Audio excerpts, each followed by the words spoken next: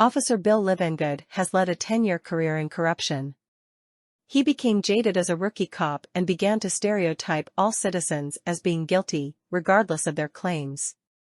His latest traffic stop was done on a country road in Kentucky. He saw a vehicle at 10 p.m. heading southbound on Jefferson with a headlight out and proceeded with turning his lights on his cruiser to get the Chevy SUV to pull over. The driver was Sal Goodman from Goodman Law. He pulled over immediately. Officer Livengood explained he had a headlight out and requested his license and registration. Sal complied and apologized for the headlight being out and realized he was wrong and expected the citation.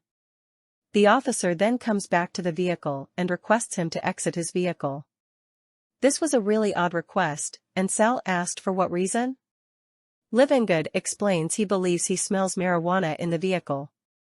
Sal replies with no problem, please feel free to search the vehicle. He explained it's a rental as he was driving through Kentucky to get to Nashville for a family gathering. He noticed the office has no body cam on, and never requested a canine unit to confirm his suspicion. He immediately was proceeding with searching his vehicle. Sal had realized he had his glasses with a hidden camera on them that he used for digitizing evidence reports to upload to his laptop. He turned it on without telling the officer as something certainly seemed off with the cop's behavior. He asked if he was going to call backup.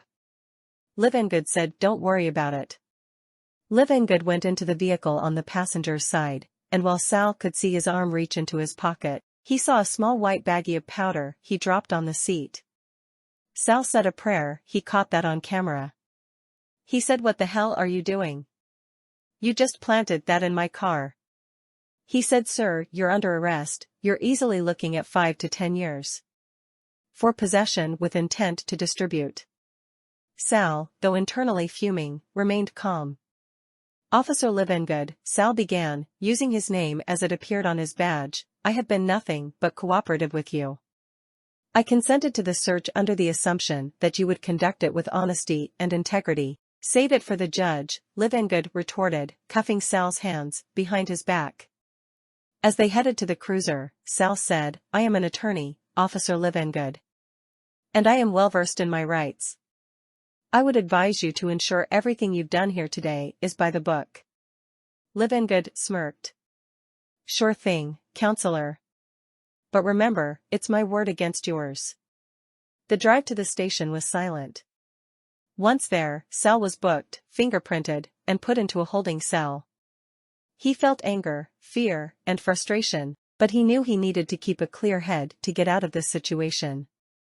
Once he got his one phone call, he dialed his assistant. "Rachel, it's Sal. I've been arrested in Kentucky.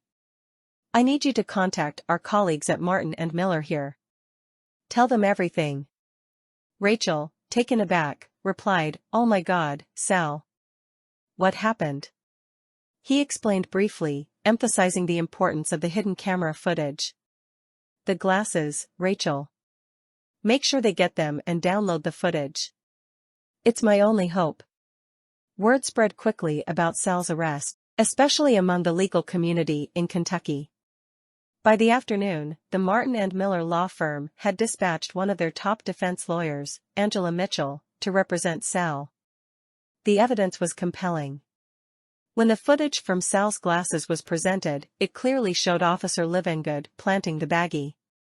Combined with the testimony of Sal and an analysis of the substance which proved it wasn't even a narcotic, the case against him crumbled. But Sal wasn't done. With the help of Angela and the resources of both their firms, they launched a case against Livengood and began digging into his history. They unearthed a trail of corruption, with numerous cases where Livengood had falsified reports, planted evidence, and manipulated situations to his advantage. A thorough investigation was initiated, and Livengood's decade of corruption was exposed. Many of his previous arrests were called into question, leading to overturned convictions and lawsuits against the police department. Livengood was terminated from the force and faced a series of criminal charges, including tampering with evidence, false arrest, and abuse of power. Sal's experience, though traumatic, ignited a passion for justice against corrupt law enforcement officials. He founded a non-profit organization that provided legal resources for those wrongly accused by dishonest cops. As for Livingood, he ended up being sentenced to prison, where he had plenty of time to reflect on the damage he had caused. After the ordeal, Sal became determined to prevent others from falling victim to Livingood's corrupt practices. With his reputation, skills, and now a personal vendetta against corrupt law enforcement, Sal began to delve deep into Livingood's past cases. Out of the many convictions Livingood had been involved in, one case seriously stood out to Sal. It was one of a young man named Jamal Turner, who was serving a 15-year sentence for a robbery he claimed he never committed. The evidence against him had been shaky, with the only real piece being a blurry surveillance video which supposedly placed him at the scene. Jamal had always maintained his innocence, stating he had been at a family barbecue miles away when the crime took place. Sal's team dug deeper and discovered that the timestamp on the surveillance video had been tampered with. They also found multiple witnesses from the barbecue who confirmed Jamal's alibi but had been dismissed by Livingood during the investigation. With the new evidence, Jamal's conviction was overturned, and he was released after serving 5 unjust years. Livingood received more charges, furthering an even deeper investigation.